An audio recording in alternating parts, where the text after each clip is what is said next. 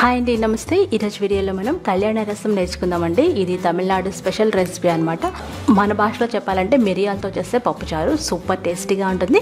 చాలా చాలా ఈజీగా ప్రిపేర్ చేసుకోవచ్చు. మీరు చికెన్ ఫ్రై కానీ మటన్ ఫ్రై కానీ చేసినప్పుడు ఇది సైడ్ డిష్లా చేసుకోండి, సూపర్గా ఉంటుంది. మరి తయారు చేసుకుందామా? దీనికోసం మనం ఒక చిన్న టీ గ్లాస్ కందిపప్పు తీసుకోవాలంటే 50 గ్రాములు అనమాట.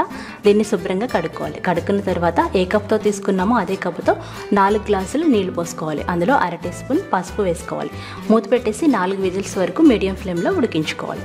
అది ఉడికేలోపుగా మనం మసాలా ప్రిపేర్ చేసుకుందాం. మసాలా ఇంపార్టెంట్ అండి. ఇక్కడ ఏమేం కావాలంటే 1 టేబుల్ స్పూన్ మిరియాలు, 1 టేబుల్ స్పూన్ జీలకర్ర, 1 టేబుల్ స్పూన్ ధనియాలు, ఇవన్నీ తీసుకోవాలి. వాటితో పాటుగా ఒక 8 నుండి 10 వరకు వెల్లుల్లి రెబ్బలు తీసుకోవాలి. ముందుగా మిరియాలు, ధనియాలు, జీలకర్ర దంచేసి తర్వాత వెల్లుల్లిపాయలు వేసి క్రష్ చేసుకోవాలి. ఈ విధంగా మనం కచ్చపచ్చగా గ్రైండ్ చేసి పెట్టుకోవాలి. ఇలా మీరు మిక్సీ జార్లో కూడా చేసుకోవచ్చు.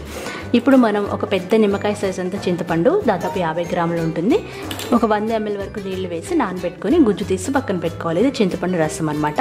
ఈ లోపుగా మనకి 4 విజిల్స్ వచ్చిన తర్వాత ఉడికించుకున్న పప్పుని మ్యాష్ చేసుకోవాలి. చూసారు కదా, బాగా మెత్తగా మ్యాష్ చేసుకోవాలి. తర్వాత కడాయి పొయ్యి మీద పెట్టి అందులో 2 టేబుల్ స్పూన్ల నూనె వేసి 1 టీ స్పూన్ ఆవాలు, 1 టీ స్పూన్ జీలకర్ర, 10 వరకు ఎండుమిరపకాయలు వేసుకోవాలి. ఇవన్నీ చక్కగా వేయించుకోవాలి. లో ఫ్లేమ్లో పెట్టుకొని 2 నిమిషాలు వేయించాలి. అది వేయించిన తర్వాత మనం దంచి పెట్టుకున్న మసాలా వేసి లో ఫ్లేమ్లో 1 నిమిషం వరకు వేయించుకోవాలి. తర్వాత 2 రెబ్బల కరివేపాకు వేయాలి. ఈ కరివేపాకు కూడా చక్కగా వేయించాలి. మంచి వాసన వస్తూ ఉంటుంది. ఇప్పుడు అందులో చిటికెడు ఇంగువ వేసుకొని మనం చిన్నగా కట్ చేసుకున్న 2 మీడియం సైజ్ టమాటాలు వేసుకోవాలి.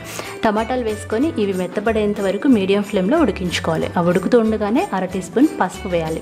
ఎప్పుడైతే టమాటాలు బాగా మెత్తగా మగ్గుతాయో మ్యాష్ చేసి పెట్టుకున్న పప్పు వేసేయాలి. పప్పు వేసేసి బాగా కలుపుకోవాలి.